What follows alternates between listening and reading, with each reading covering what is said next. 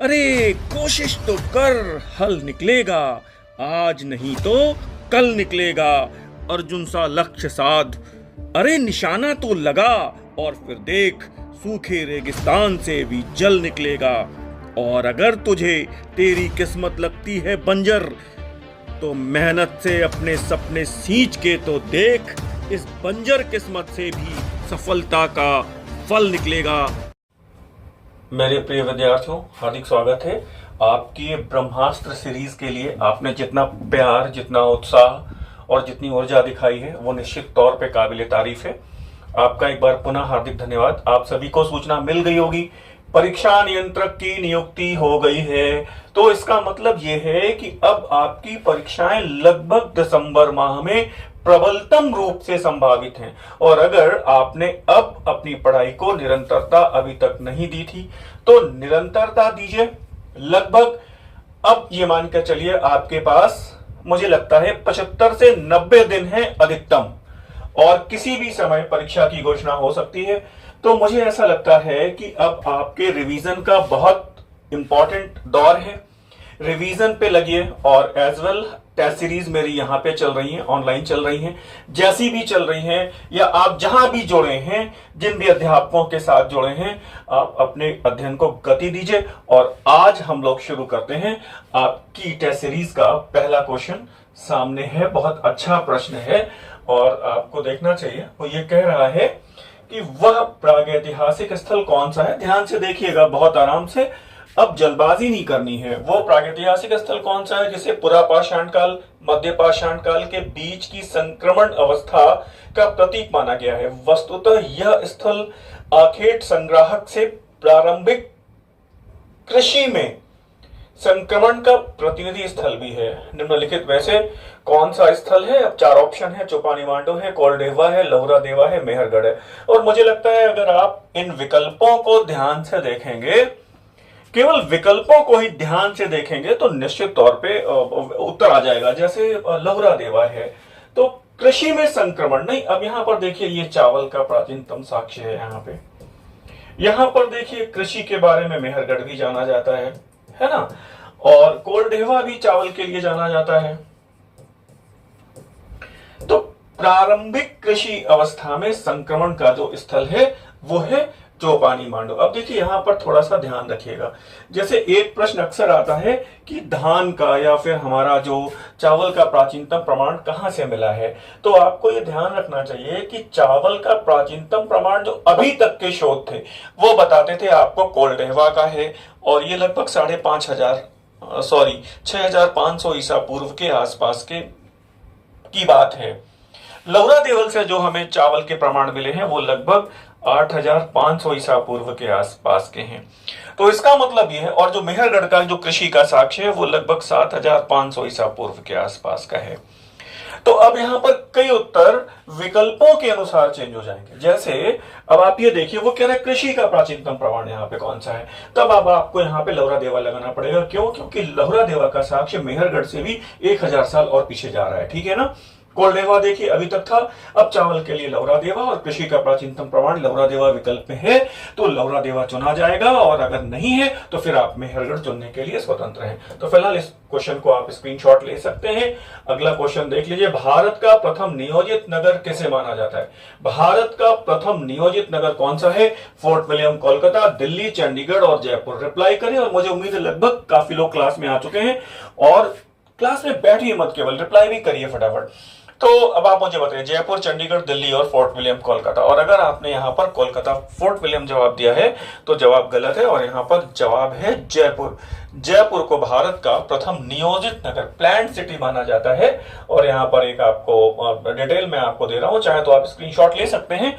जयपुर की जो स्थापना है वो सवाई जयसिंह ने 18 नवंबर 1727 ईस्वी को की थी। और किस विद्वान की मदद से की थी, किनके निर्देशन में ये उन्होंने किया था? उनका नाम है विद्याधर भट्टाचार्य। लिखा हुआ है यहाँ पे, शायद चट्टोपाध्याय है वो, मुझे जहां तक याद आ रहा है। तो अब आप समझ लीजिए इसमें। और अश्वमेध यज्ञ करने वाले अंतिम हिंदू शासक जयसिंह ही थे।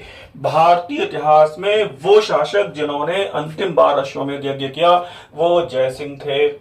तो मुझे बताएंगे कि ऐतिहासिक रूप से अगर माना जाए कि पहला अश्वमेध यज्ञ किसने किया ऐतिहासिक रूप से, तो मुझे बताइएगा कौन सा है वो शासक, बता पाएंगे? और उनका नाम है पुष्यमित्र शुंग। ध्यान रखिएगा, पुष्यमित्र शुंग, पुष्यमित्र शुंग। पहला अश्वमेध यज्ञ किया इन्होंने। दंडदेव का अयोध्या अभिलेख है जिसके बारे में ये सूचना मिलती है कि इन्होंने अश्वमेध यज्ञ किया। और भारतीय इतिहास में मुझे आप बताएंगे क्या कि सर्वाधिक 18 अश्वमेध यज्ञ करने का श्रेय किसको है? आपको पता है मयूर शर्मन है। 10 अश्वमेध यज्ञ किसने किए आपको पता है? 3 किसने किए? 4 किसने किए? चलिए कोई बात नहीं, अभी हम लोग एक डिटेल्ड लेक्चर अश्वमेध यज्ञों पर लेते हैं। जल्दी से जल्दी सारे अश्वमेध यज्ञों को समराइज कर देंगे और मुझे बताइएगा विश्व में सर्वप्रथम सांकेतिक मुद्रा के प्रचलन का श्रेय किसको है? विश्व में सर्वप्रथम सांकेतिक जो सिक्के हैं उनको किसने चलाया? वो ऑप्शन है मोहम्मद बिन तुगलक, कुबलाई खान, कैगातो खान या फिर तरमाशिरीन।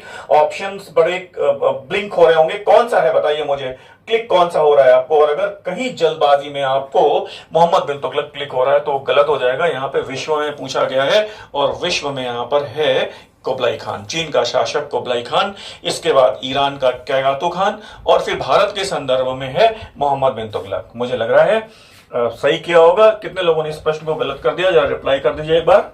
गलत किया है कुछ लोगों ने, अवश्य गलत किया है। तो फिलहाल रिप्लाई करिएगा और खाली मत बैठिएगा। अगला क्वेश्चन देख लीजिए आप क्या कह रहा है। और ये कह रहा है पलाशी के युद्ध में, क्या बात है, बहुत बढ़िया प्रश्न आया है ये। पलाशी के युद्ध में अपनी पराजय निश्चित जानकर सिराजुद्दौला किस पर सवार होकर युद्ध भूमि से भाग निकला? पालकी में बैठकर, घोड़े पर सवार होकर, घोड़े अथवा हाथी पर सवार होकर, हाथी अथवा ऊंट पर सवार होकर? और मुझे बताना चाहिए आपको ये जवाब। ये प्रश्न कई बार आ चुका है और इसको मैंने थोड़ा सा ट्विस्ट किया है। पालकी पर बैठकर, तो बोले सर वो तो उसमें दिया हुआ है, व्याख्यात्मक हल प्रश्न पत्रों में दिया हुआ है कि वो पालकी में बैठकर बिल्कुल गलत है। फिर बोले घोड़े पर सवार होकर, हाँ सर घोड़े पर ही भागा होगा। फिर वो कह रहा है घोड़े अथवा हाथी पर सवार होकर या फिर हाथी अथवा ऊंट पर सवार होकर। तो ध्यान रखिएगा यहाँ पे सही विकल्प है हाथी अथवा ऊंट पर सवार होकर, ठीक है ना, ध्यान रखिएगा। बहुत बढ़िया प्रश्न है और ध्यान रखिएगा। और ये चूंकि थोड़ा सा हल्का सा ट्विस्ट मैंने दिया है यहाँ पे, क्योंकि थोड़ा सा डिटेल आपको और देते हैं यहाँ पे, देखिएगा। और सर सुंदर लाल को देखिए, सर सुंदर लाल की जो पुस्तक है भारत में अंग्रेजी राज, सर सुंदर लाल की जो पुस्तक है भारत में अंग्रेजी राज, पार्ट 1 पार्ट 2 2 पार्ट में है, तो उसमें उन्होंने हाथी पर डिटेल दी है। थोड़ा ध्यान देने की जरूरत है यहाँ पे। वो सूचना प्रसारण मंत्रालय भारत सरकार के द्वारा ये किताब निकाली गई है। तो जो सर्वाधिक प्रामाणिक बात है वो यही है कि आपको अगर ऊंट और हाथी में चुनना हो तो आप हाथी चुनेंगे। प्रकाशन मंत्रालय, सूचना और प्रसारण मंत्रालय भारत सरकार के द्वारा प्रकाशित यह पुस्तक सर सुंदर लाल की, एक मतलब महान इतिहासकार माने जाते हैं, बड़ी शख्सियत माने जाते हैं, उनकी पुस्तक में हाथी को तो भारत सरकार मानती है हाथी पर बैठकर वो भागा। फिर जबकि मॉलेसन और जो तपन मोहन चट्टोपाध्याय की पुस्तक है, डॉडवेल की पुस्तक है, उन्होंने ऊंट की बात की है। तो यहाँ पे 2 विकल्प है। मैंने इतने डिटेल में इतनी बढ़िया प्रामाणिकता से आपको दिया है, वो देख लीजिएगा। ऊंट की बात हो रही है यहाँ पे, तो ऊंट और हाथी दोनों दिया है तो हाथी चुन सकते हैं, और अगर हाथी नहीं दिया है तो ऊंट को चुन सकते हैं। और मुझे उम्मीद है आपने इसको एकदम ठीक लगा होगा और स्क्रीनशॉट ले लिया होगा। मध्यकाल में तुमन क्या है पता है आपको, इसमें कुछ बहुत बताने की जरूरत नहीं है। सैन्य वर्गीकरण है, 10,000 सैनिकों की टुकड़ी को तुमन कहा गया है, 10,000 सैनिकों की टुकड़ी को तुमन कहा गया है। और मुझे उम्मीद है आगे देख सकते हैं।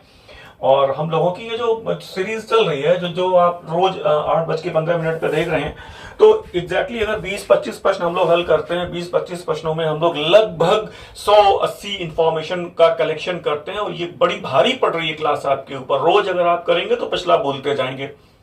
बेहतर है पिछले नोट्स बनाएं, क्लास के साथ बैठते हैं, कोई नई चीज पता चल रही है उसको नोट्स के रूप में आप कॉपी में नोट कर लीजिए, क्योंकि बाद में रिवीजन में बहुत दिक्कत आएगी। मुझे नहीं पता कि यहाँ से कौन सा प्रश्न आपके लिए परीक्षा भवन में निर्णायक बन जाएगा। हो सकता है इसमें एक आध कोई प्रश्न ऐसा फंस जाए जो आपके लिए निर्णायक हो जाए, ईश्वर करे ऐसा ही हो। तो फिलहाल आप देखते रहिएगा। और जो हमारी ऑनलाइन टेस्ट सीरीज चल रही है 125 प्रश्नों वाली, इसमें बहुत से छात्र जुड़ चुके हैं। आप चाहें तो जोड़ सकते हैं, और मैंने बार बार कहा है कि स्क्रीन पर दिए गए नंबरों पर आप संपर्क करके आप जोड़ सकते हैं। अब इसमें इफ बट की कोई बहुत गुंजाइश है नहीं। अगर आपको लग रहा है कि सर की टेस्ट सीरीज बहुत साइंटिफिक है, बहुत इफेक्टिव है, तो आप उसको ज्वाइन कर सकते हैं। और अगर आपको लग रहा है कि अभी भी डायलेमा की स्थिति है, तो आपकी मर्जी है। और इस बात को देखिए कि निर्गुण ब्रह्म की क्षीण अवधारणा कहां मिलती है, हमें ऋग्वेद के किस मंडल में और किस सूक्त में मिलती है। बहुत टेक्निकल बात हो, किस मंडल में मिलती है, किस सूक्त में मिलती है।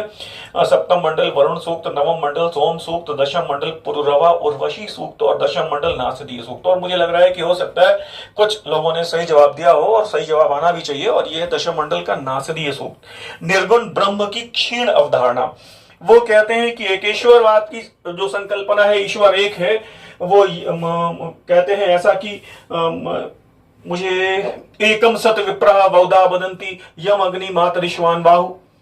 एकम सत विप्राह बहुधा वदंती यम अग्नि मातरिश्वान माहु। ये तो प्रथम मंडल में है, ध्यान रखिएगा। ऋग्वेद में एक ईश्वरवाद की संकल्पना प्रथम मंडल में है। वैसे तो जो कॉन्सेप्ट है वो बहुदेववादी है, लेकिन अगर वो कह रहा है एक ईश्वरवाद की संकल्पना कहां पे है, तो प्रथम मंडल में है। निर्गुण ब्रह्म की संकल्पना कहां है, तो दशम मंडल के नासदीय सूक्त में। क्षीण अवधारणा है, आप ध्यान रखिएगा। अच्छा प्रश्न बन सकता है। और फिर ये कह रहा है इल्तुतमिश के संदर्भ में कौन सा असत्य है, थोड़ा ध्यान दीजिएगा। असत्य है, असत्य है, इसमें थोड़ा ध्यान देना पड़ेगा। सत्य नहीं है, इसमें भी बहुत ध्यान देना पड़ेगा। मकबरा शैली का जन्मदाता, बिल्कुल ठीक है। सुल्तान की उपाधि का सर्वप्रथम प्रयोग, बिल्कुल ठीक है। दीवाने आरिज विभाग की स्थापना, ये थोड़ा सा गलत हो सकता है, मुझे लगता है इसकी स्थापना बलबन ने की थी, है ना। दीवाने आरिज सैन्य विभाग है, दीवाने आरिज सैन्य विभाग है। और इसका जो मुख्य अधिकारी है वो कहलाता था आरिज ममालिक। और इस पर बलबन ने सबसे पहले किसकी नियुक्ति की आपको पता है, और मैंने अभी 2 दिन पहले भी बताया है। मैं नाम नहीं बता रहा हूं उस आदमी का, किसकी नियुक्ति की आप जवाब दीजिए। मुझे पता चलना चाहिए कि आपने भी पढ़ाई की है, रिवीजन किया है। और ध्यान रखिएगा, ये जो दीवाने आरिज विभाग है, या फिर जो इसका जो प्रमुख है आरिज ममालिक, वो किसी भी दशा में सेनापति नहीं था, वो सेना मंत्री था। सेना मंत्री था, ध्यान रखिएगा, सेनापति नहीं था। किसी भी दशा में सेनापति नहीं था। रक्षा मंत्री था, सेना मंत्री था। रक्षा के लिए जो जो सेनापति होता था, आपको मैंने कल के लेक्चर में बताया था कि दिल्ली सल्तनत में सेनापति का कोई स्थायी पद नहीं होता था। किसी भी अभियान पर जाने के पहले वो नायब लश्कर की नियुक्ति होती थी, अभियान के समाप्त होने पर वो पद समाप्त हो जाता था। और फिर पता है मुद्रा प्रणाली का जन्मदाता दिल्ली सल्तनत में, और पता है आपको टका और जीतल सिक्के शुरू किए इसने। तो मुद्रा प्रणाली का जन्मदाता भी इल्तुतमिश है। मुझे लग रहा है आप ठीक जा रहे हैं और ठीक कर रहे होंगे। और पृथ्वीवासी देवताओं में सर्वोच्च स्थान किस देवता को दिया गया है, जल्दी से बताइए। पृथ्वीवासी देवताओं में सर्वोच्च स्थान किस देवता को दिया गया है। और ऑप्शंस आपके सामने हैं, इंद्र और अग्नि और सोम और रुद्र। और फिर जल्दी से रिप्लाई कर दीजिए, जल्दी से रिप्लाई कर दीजिए, जल्दी से रिप्लाई कर दीजिए। और देखिए अगर आपने इंद्र को दिया है तो गलत है, वो पृथ्वीवासी देवताओं की बात हो रही है। ऋग्वैदिक देव मंडल में सर्वोच्च स्थान किसका है, तो वो इंद्र है। 250 सूक्त हैं उसमें, ठीक है ना, 250। पृथ्वीवासी देवताओं में पूछ रहा है तो वो कौन है, पृथ्वीवासी देवताओं में अग्नि है। और अगला प्रश्न देख सकते हैं आप, और गलत मत करिए। ऋग्वैदिक देव मंडल में प्रभावशीलता एवं महत्ता की दृष्टि से दूसरा स्थान किन्हें प्राप्त है, इंद्र, वरुण, अग्नि और रुद्र। प्रश्न को ध्यान से देखिएगा, देखन में छोटन लगे और घाव करें गंभीर, ऐसे प्रश्न हैं ये सब। और जल्दी से जवाब दे दीजिएगा। ऋग्वैदिक देव मंडल में प्रभावशीलता एवं महत्ता की दृष्टि से दूसरा स्थान किन्हें प्राप्त है। और मैं अगर कह रहा हूं कि जल्दी से जवाब दे दीजिए तो बहुत आराम से जवाब दीजिएगा। क्यों, क्योंकि ये जल्दबाजी परीक्षा 52 में घातक बन सकती है। और ऑप्शंस में, और अगर आपने कहीं पर गलती से भी अग्नि को चुना है तो बिल्कुल गलत जवाब दिया है। यहां पर सही जवाब है वरुण। प्रभावशीलता, सत्ता और महत्ता की दृष्टि से वरुण है, और सूक्तों की संख्या से अग्नि है। ध्यान रखिएगा, प्रश्न का नेचर देखिएगा। सत्ता और महत्ता की दृष्टि से, प्रभावशीलता की दृष्टि से वो वरुण है। ध्यान रखिएगा, वरुण को जल देव भी कहा गया है। पृथ्वी पर मौजूद जल का स्वामी वरुण है, जिनकी शक्तियों से नदियों में, झीलों में, झरनों में जल प्रवाहित होता है। पृथ्वी पर जो जल मौजूद है, पृथ्वी के संपर्क में जो जल है उसका स्वामी वरुण है। जो जल वायु में है उसका स्वामी इंद्र है। यानी कि जब जलवाष्प के रूप में जल मौजूद है, वर्षा का देवता इंद्र है। वो जैसे ही पानी बरसकर जमीन के संपर्क में आ जाता है, उसका स्वामित्व वरुण के पास आ जाता है। मुझे उम्मीद है ये सब कुछ डाउट्स क्लियर हो रहे होंगे आपको।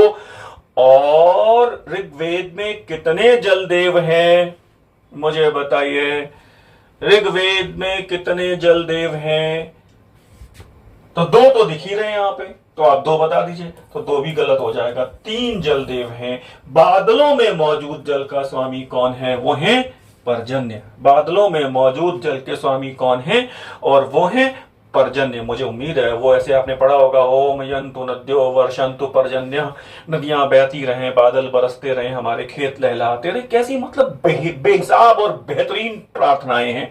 ओम अद्यो शांति, अंतरिक्ष शांति, पृथ्वी शांति, रापा शांति, औषधया शांति, वनस्पतयः शांति, विश्वे देवा शांति। विश्व के समस्त देव शक्तियां देवमंडल शांत भाव में रहें, ये प्रकृति हमारे लिए लाभदायक हो और हम अपने भौतिक और आध्यात्मिक उत्थान के लिए प्रयास कर सकें। कितनी बढ़िया बात है। ऐसी प्रार्थना दुनिया के किसी भी ग्रंथ में नहीं है। फिलहाल आइए, ऋग्वैदिक देवमंडल में महामारी और तूफान के देवता कौन है? शानदार प्रश्न लग रहा है, काफी प्रश्न आ गए यहाँ से। इंद्र, वरुण, मरुत और रुद्र। और फिर यहाँ पे बढ़िया है, महामारी और तूफान के देवता कौन है? और गलती से भी मरुत को मत लगाइएगा, ये है रुद्र। रुद्र हैं। महामारी एवं तूफान के देवता कौन है? वो रुद्र हैं। मरुत को तड़ित और झंझावत का देवता कहा गया है। मुझे लग रहा है ठीक जा रहा है, मुझे बताइए ठीक कर रहे हैं ना आप लोग? झंझावत का देवता कहा जाता है ना? तो डाउट तो नहीं हो रहा। 10 प्रश्न किए हैं और 40 इंफॉर्मेशन मैंने आपसे शेयर कर दी 10 प्रश्नों में। और 10 प्रश्नों में कितने गलत कर दिए? 3-4 गलत कर दिए क्या आपने? कितने लोगों के 2 से 3 प्रश्न गलत हुए हैं मुझे बताइए? कितने छात्रों और छात्राओं के 2 से 3 प्रश्न गलत हुए हैं? गड़बड़ हो जाएगी, गलत मत करिए भाई, देखिए, है ना। और बताना चाहता हूं आपको कि जो हमारी एक ऑनलाइन टेस्ट सीरीज चल रही है, बहुत सारे छात्र जुड़ चुके हैं। कम से कम इस बार ऐसा तो ना हो जाए कि आपको अपना सिलेक्शन फिर पेंडिंग में चला जाए। ईश्वर ना करे कि ऐसा हो। मैंने आपको कई बार ये कॉल किया है कि ये 125 प्रश्नों का पैकेज है और एंशिएंट, मेडिवल, मॉडर्न के तीनों बराबर हिस्सों में डिवाइडेड है। एज वेल आपको यह ध्यान रखना चाहिए कि वो 20 प्रश्न पत्रों का पैकेज ले सकते हैं। स्क्रीन पर दिए गए नंबरों पर आप संपर्क कर सकते हैं। ध्यान रखिएगा, प्रश्न पत्र पीडीएफ के रूप में आपको दिए जाते हैं, कोई भी हार्ड कॉपी आपको उपलब्ध नहीं होती है। कोई भी डाउट हो तो आप नंबर पे फोन कर लीजिएगा, व्हाट्सएप पर संदेश डाल दीजिएगा। और एक बड़ी बात यह है कि आपकी बुकलेट स्टॉक में आ गई है, जो मैंने आपके लिए अभी आपको दिखाई है, जो बुकलेट मैंने इतने दिनों से कि वो बुकलेट हम लोगों की चल रही है, बड़ी परीक्षा उपयोगी हम लोगों ने उसमें सामग्री तैयार की है। तो उस बुकलेट को आप मंगा सकते हैं। मैं आपको उस बुकलेट को दिखा रहा हूं। ये बुकलेट आपकी भारतीय इतिहास, कला और संस्कृति, एंशिएंट, मेडिवल, मॉडर्न के तीनों बराबर खंडों में विभाजित है। लगभग इसमें 250 पन्ने हैं। ध्यान रखिएगा, 250 पन्ने हैं। इट मींस कि इसमें केवल परीक्षोपयोगी टॉपिक्स को हमने कवर किया है। ध्यान रखिएगा, ऐसा मत समझ लीजिएगा कि ये बुकलेट किसी पुस्तक का पर्याय है। ये बुकलेट स्टॉक में है, इस समय आउट ऑफ स्टॉक हो गई थी और बहुत सारे छात्रों ने मंगाया। और आपको जान के ये आश्चर्य होगा कि विजयवाड़ा और हिमाचल प्रदेश और झारखंड तक ये पुस्तक आपको डाक के माध्यम से भेजी गई और 2 से 3 दिन में आपको मिल जा रही है। तो अगर आप इच्छुक हैं, इसको रिवीजन के तौर पे समझना चाहते हैं, शामिल करना चाहते हैं, तो आप इसको मंगा सकते हैं ओवरऑल। और बाकी अगर आपने पहले से पढ़ रखा है तो फिर कोई जरूरत नहीं है, आप अपने अध्ययन को जैसे पढ़ रहे हैं वैसे करिए। और ये क्वेश्चन नंबर 11 देख लीजिए आप। बुद्ध के जीवन को बदलने वाले 4 महादृश्यों का घटनाक्रम क्या है? 4 दृश्य जिन्होंने बुद्ध के जीवन को बदल दिया, बुद्ध के जीवन को बदलने वाले। तो इसमें 4 ऑप्शन से ध्यान से देख लीजिएगा। वो 4 चीजें तो फिक्स है कि वृद्धावस्था, बीमारी, मृत्यु और सन्यासी। अब वो आगे पीछे क्रम है, तो कौन से क्रम है? तो आप इसको ऐसे याद रखिए, ये पहला ऑप्शन दिखाई पड़ रहा होगा और मैंने हमेशा कभी एक आध बार शायद और डिस्कस किया होगा। इसको ऐसे याद रखिएगा, इस प्रश्न को, OPDS। हॉस्पिटल में ओपीडी होती है, वहां पे तीनों लोग दिखते हैं क्या? Old man, O for old man, वो बूढ़ा आदमी भी दिख जाएगा। P फॉर पेशेंट, बीमार आदमी भी दिख जाएगा। और D फॉर डेड बॉडी, यानी कि मृत्यु भी दिख जाएगी। और S फॉर सन्यासी, सन्यासी। ये 4 दृश्य हैं। कभी भूलेगा नहीं, ये क्रम OPDS के माध्यम से आप करेंगे तो हमेशा याद रहेगा। और कुछ ना कुछ पढ़ने में, कुछ ना कुछ आप चीजों को कोडिंग भी कर सकते हैं ताकि वो चीजें याद रहें। जैसे अभी छात्रों का बहुत सारा, सर क्या बताएं सर, बहुत सारी चीजें भूल रही हैं, याद नहीं हो रहा, भूल रही हैं चीजें। और ये ध्यान रखिएगा, अगर आपको चीजें भूल रही हैं तो इसको बहुत सकारात्मकता से लीजिएगा। क्यों? क्योंकि आप, इसका मतलब है कि पढ़ रहे हैं। भूलेंगे तभी जब आप पढ़ेंगे, और जब पढ़ ही नहीं रहे हो तो भूलने और याद रखने का कोई प्रश्न नहीं उठता। जैसे बहुत से लोग अब इधर लौटे हैं पिछले 15 दिनों में क्लास में, तो उन्हें लग रहा है कि पिछला जो कुछ भी पढ़ा था सब साफ हो गया है। तो अब घबराइए नहीं, अब पढ़ना शुरू करिए, अपनी पढ़ाई को रिस्टोर करिए और बहुत जल्दी रिस्टोर हो जाएगा सब कुछ। 3 खंडों में डिवाइड करिए, एंशिएंट, मेडिवल, मॉडर्न, तीनों को बराबर समय दीजिए और कम से कम 6 घंटे का समय क्लास में दीजिए आप रेगुलर घर में। लॉटरी कमेटी का संबंध किस में से है? नगर नियोजन से, जन स्वास्थ्य से, लॉटरी पर प्रतिबंध से और आर्थिक सुधार एवं मुद्रा सुधार से। तो ये प्रश्न बता पाएंगे, और अगर नहीं बता पा रहे हैं तो मैं बता देता हूं, ये नगर नियोजन से संबंधित है। एनसीईआरटी का प्रश्न है, ये ध्यान दीजिएगा। 12th की एनसीईआरटी का प्रश्न है। अब ये सब छोटे छोटे प्रश्न है, लगता है सर कहां से लेके आ गए प्रश्नों को। आप ध्यान रखिएगा, मेरे प्रश्नों का जो कलेक्शन है वो सामान्य तौर पर जो परीक्षा पद्धति है और जहां पर आप चीजों को इग्नोर कर देते हैं, कमीशन की नजर वहां पर है और मेरी भी नजर वहां पर है। और वो कह रहा है कि दीन पनाह अर्थात मजहब का रक्षक की उपाधि किसने ली? बहुत बढ़िया प्रश्न है। दीन पनाह की उपाधि किसने ली? दीन पनाह या मजहब का रक्षक की उपाधि पूछ रहा है। बाबर के पुत्र हुमायूं ने, हुमायूं के पुत्र अकबर ने, शाहजहां के पुत्र औरंगजेब ने, या फिर औरंगजेब के पुत्र काम बख्श ने। और 4 ऑप्शन हैं और बिल्कुल जल्दी से जवाब दे दीजिए। और बिल्कुल गलत जवाब आ रहा है, यहां पर सही जवाब है औरंगजेब के पुत्र काम बख्श ने। और फिर मैं आपको बता रहा हूं, ये एनसीईआरटी का प्रश्न है। बोले सर एनसीईआरटी पढ़ी है? सर नहीं पढ़ी है। नहीं पढ़ी है तो ये देखिए एनसीईआरटी का प्रश्न है। आपको लग रहा है बहुत कठिन है ये प्रश्न, नहीं, बिल्कुल कठिन नहीं, एनसीईआरटी का प्रश्न है। आगे देखिए, चित्तौड़ पर अधिकार करने के बाद अलाउद्दीन खिलजी ने उसे क्या नाम दे दिया? आदिलाबाद, जलालाबाद, खिजराबाद, जहांपनाह नगर। और मुझे लगता है कि कर पाएंगे और सही जवाब दे रहे हैं बिल्कुल, खिजराबाद। अपने बेटे खिजर खान के नाम पे चित्तौड़ का नाम उसने खिजराबाद कर दिया। क्लियर हो रहा है? आगे देख लीजिए, क्वेश्चन नंबर 15 क्या कह रहा है? वीर शैव संप्रदाय की महिला संत कौन है? कराईकल, अक्का महादेवी, आंडाल या फिर लल्ल? कराईकल, अक्का महादेवी, आंडाल या फिर लल्ल? और अगर यहाँ पे आप क्या जवाब दे रहे हैं मुझे नहीं पता, लेकिन 2 ऑप्शंस तो नहीं है, इन 2 में एक चुनना है। और सही जवाब है अक्का महादेवी। कराईकल नयनार महिला संत हैं, ध्यान रखिएगा, बहुत करीबी जवाब है सब और याद आना चाहिए। नयनार महिला संत हैं। और आंडाल का नाम तो आपको पता है, ये अलवार महिला संत हैं, पता है। और अलवार महिला संत आंडाल को दक्षिण भारत की मीरा भी कहा जाता है। और राजस्थान की राधा कौन है? राजस्थान की राधा कौन है? तो राजस्थान की राधा है मीराबाई। और ये कह रहा है, और अगले प्रश्न पे नजर डालिए, देख लीजिए क्या कह रहा है। किस अधिनियम के द्वारा बंगाल के गवर्नर जनरल का पद सृजित किया गया? 1793 का अधिनियम, 1833 का चार्टर अधिनियम, या फिर 1773 का विनियमन अधिनियम, या फिर विलियम तृतीय के द्वारा जारी किया गया चार्टर अधिनियम। और हमें लग रहा है इसको कर लेंगे आसानी से, और यह है 1773 का विनियमन अधिनियम, सॉरी।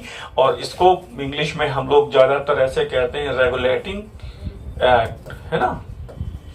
रेगुलेटिंग एक्ट से तो याद आ जाता है फटाफट, लेकिन गलती ना हो तो ज्यादा बेटर है। और ये प्रश्न अगर गलत हुआ है आपका तो फिर परेशानी का कारण बन सकता है। और आगे देख लीजिए, अगला प्रश्न क्या कह रहा है? निम्नलिखित में से कालीबंगा की सर्वाधिक महत्वपूर्ण उपलब्धि क्या है? तो प्रश्नों को देखते चलिए। पशुपति की मोहर, पशुपति शिव की मोहर कहां से मिलती है? मोहनजोदड़ो से मिलती है, पता है। मनके कहां से मिले हैं? चमुंदड़ो से और लोथल से मिले हैं, तो पहला ऑप्शन गलत हो गया। नटराज शिव और मिट्टी का हल, नटराज शिव की प्रतिकृति हड़प्पा से मिलती है लगभग, और मिट्टी का हल बढ़ावली से मिला है। जुता हुआ खेत, बिल्कुल ठीक है, जुता हुआ खेत और निचले नगर की किलेबंदी। ध्यान रखिएगा, जो हड़प्पा के किलों का जो विभाजन है वो 2 खंडों में है, ये पता ही है आपको। सामान्य तौर पे जो नगर हैं 2 खंडों में विभाजित हैं। त्रिस्तरीय नगर योजना धौलावीरा की है। और ये जो पता है, निचला नगर कभी भी किलेबंद नहीं होता था। तो कालीबंगा एकमात्र अपवाद है जहां पे निचला नगर भी एक अलग सुरक्षा प्राचीर से घिरा हुआ है, ठीक है ना। लोथल एकमात्र ऐसा शहर है जिसका नगर दुर्ग जो पूर्व दिशा में स्थित है, हमेशा पश्चिम में होता था। लोथल का जो दुर्ग टीला है वो पूर्व में है। और हड़प्पा के नगर नियोजन पर भी हम अभी जल्दी से एक लेक्चर लेंगे। कोर टॉपिक्स मैं सारे आपको कवर करा दूंगा परीक्षा तक, अगर आप मेरे साथ लगे रहेंगे रोज के रोज और भटकेंगे नहीं। और आपको लग रहा है कि थोड़ा ज्ञान यहां से ले लें, थोड़ा ज्ञान कहीं और से ले लें, तो उसमें फिर कंफ्यूजन की स्थिति आएगी। कहीं ना कहीं पर आपको स्टेबल होना पड़ेगा, ये ध्यान रखना पड़ेगा, कहीं ना कहीं पे आपको स्टेबल होना पड़ेगा। और फिर ये कह रहे हैं सेंट्रल खिलाफत कमेटी का गठन किसने किया, और ध्यान देना होगा आपको, वेरी वेरी इंपॉर्टेंट लिखा हुआ है, सेंट्रल खिलाफत कमेटी का गठन किसने किया। और यहां पर कुछ देखे बगैर मैं आपको बता रहा हूं, बंबई के व्यापारी चोटानी, बंबई के व्यापारी चोटानी। और अगर अभी भी आपको ये लगता है कि सर पढ़ने में मन नहीं लग रहा है, तो इसका सीधा सा मतलब है कि आपको अपने कैरियर से प्रेम नहीं है। मन वहीं लगेगा जहां आपको हृदय से प्रेम होगा। कैरियर से प्रेम नहीं है तो पढ़ाई में मन नहीं लगेगा। ध्यान रखिएगा, खरी खरी बात कह दे रहा हूं, आपको लौटना पड़ेगा। मन नहीं भी लग रहा है तो भी पढ़ना पड़ेगा। अगर बीमार है, ठीक होना है तो कड़वी दवा पीनी पड़ेगी। और इस पढ़ाई को इस बार कड़वी दवा समझकर 3 महीने पी लीजिए। तैमूरिया वंश का कब्रिस्तान कौन सा है? मकबरा, कुतुब मीनार का प्रांगण, हुमायूं का मकबरा, खुसरो बाग का प्रांगण, या फिर ताजमहल। और कर पाएंगे, इट इज हुमायूं का मकबरा, दिल्ली में है, पता है। और ये ऑप्शन है आपके पास रिमार्क्स में, जरा देख लीजिएगा। तैमूरिया वंश का शमशान गृह या कब्रिस्तान कहलाता है हुमायूं का मकबरा। इस मकबरे में हुमायूं के अलावा देखिए क्या क्या बातें कह रहे हैं। 5 बादशाह हैं, जहांदार शाह, फर्रुखसिया, दरजात, रफीदुद्दौला और आलमगीर द्वितीय की कब्रें हैं। इसी मकबरे में दारा शिकोह को भी दफनाया गया है और अंतिम मुगल बादशाह बहादुर शाह जफर को भी इसी मकबरे से गिरफ्तार किया गया था। यहां से 10 प्रश्न बन रहे हैं, ध्यान रखिएगा। और अगला देख लीजिए क्या कह रहा है। और गांधी ने किस आंदोलन के दौरान सार्वजनिक तौर पर यह घोषणा करी कि मैं अब लंगोटा और धोती ही धारण करूंगा, अगर प्रत्येक भारतवासी नंगा है तो मैं भी आजीवन वस्त्र धारण नहीं करूंगा। तो इसमें है चंपारण, अहमदाबाद, रॉलेट। और फिर यहाँ पे आप कर पाएंगे, जवाब आ ही रहा है, और वो है असहयोग आंदोलन, ठीक है ना। और फिर आपको ये पता है कि वो विदेशी वस्त्रों की होली जलाई गई। किसने कहा कि विदेशी वस्त्रों की होली एक वस्त्रों की निष्ठुर बर्बादी है? रविंद्रनाथ टैगोर। गांधी ने कहा ये वस्त्रों की निष्ठुर बर्बादी अंग्रेजों को जवाब देने का एक बेहतर तरीका है। क्लियर है ना। बोले हम नंगे रह लेंगे, विदेशी कपड़ा नहीं पहनेंगे। ये हमारे आत्मस्वाभिमान और अपनी गरिमा का प्रश्न है कि हम नंगे रह लेंगे लेकिन विदेशी कपड़ा नहीं पहनेंगे। बात समझ में आ रही है। वो कह रहे थे टैगोर जी कि भाई जो कपड़े हैं विदेशी पहले से, अब नया नहीं खरीदेंगे, पुराने तो पहने दीजिए हम लोगों को। तो गांधी ने कहा नहीं, इसकी होली जलाई जाएगी। ये प्रतीक है कि हमने विदेशी दास्ता के हर चिन्ह को जला दिया है, फूंक दिया है। और अगला प्रश्न देख लीजिए। बुद्ध को कहा जाता है, क्या क्या कहा जाता है? अज्ञेयवादी, अनात्मवादी, भौतिकवादी, शून्यवादी, मध्यम मार्गी। तो एक तो ऑप्शन यहाँ पे क्लियर हो गया, मध्यम मार्गी है बुद्ध, मध्यम मार्ग है। तो 5वां ऑप्शन कहां पर है? तो अब देखिए यहाँ पे ट्रायल एंड एरर का मेथड है, थोड़ा ध्यान दीजिएगा। ट्रायल एंड एरर, और यहां पर आप एलिमिनेट कर सकते हैं चीजों को। यानी एक कंफर्म हो गया कि मध्यम मार्गी तो है ही बुद्ध, तो इसका मतलब 5वां और विकल्प पहले और दूसरे विकल्प में नहीं है, ये दोनों। अब इन दो में छानना पड़ेगा, 1 2 5 या 3 4 5। अज्ञेयवादी है, अनात्मवादी है। तो बुद्ध ने आत्मा के अस्तित्व को स्वीकार नहीं किया है। थोड़ा ध्यान दीजिएगा। बुद्ध ने बौद्ध दर्शन में आत्मा के अस्तित्व को स्वीकार नहीं किया गया है। पुनर्जन्म को स्वीकार किया गया है लेकिन आत्मा को स्वीकार नहीं किया गया है। तो अनात्मवादी हो गया, मतलब दूसरा भी सही है। तो अब देखिए दूसरा कहां पे? अब दूसरा यहां पे आ गया 5वां। अब बुद्ध अज्ञेयवादी है, ये बात भी सही है। अनात्मवादी है, ये बात भी सही है। और मध्यम मार्गी है, ये बात भी सही है। बेसिकली बुद्ध ने ईश्वर के अस्तित्व पर, आत्मा और पुनर्जन्म के प्रश्न पर बुद्ध ने लगभग 10 प्रश्नों के उत्तर नहीं दिए। अपने जीवन काल में बुद्ध ने 10 प्रश्नों के उत्तर नहीं दिए, ध्यान रखिएगा। सीधा सा मतलब है बुद्ध चाहते थे निर्वाण की तरफ अग्रसर हो जाओ, दार्शनिक प्रश्नों के जंजाल में मत फंसो। रास्ता सीधा सा है भाई, हमको वहां तक पहुंचना है अपने जीवन के अंतिम लक्ष्य तक। तो जीवन का अंतिम लक्ष्य पहुंचना है तो रास्ते के भटकाव को हटाना ही होगा। और अगर पीजीटी के इस परीक्षा को आपको क्वालिफाई करना है और इस छोटे से टारगेट को प्राप्त करना है तो कम से कम अपने आप को 3 महीने नियंत्रित और नियोजित करना होगा। मेरी बात समझ पा रहे हैं? तो फिलहाल मुझे उम्मीद है हमारी टेस्ट सीरीज आपके लिए बहुत रिलायबल, बहुत प्रभावशाली हो रही होगी। आपके सुझावों का हार्दिक स्वागत है और हमारी ऑनलाइन टेस्ट सीरीज के लिए मेरी कॉल है आप सभी के लिए कि हो सके तो जुड़िए। और आज विदा दीजिए। धन्यवाद, नमस्कार।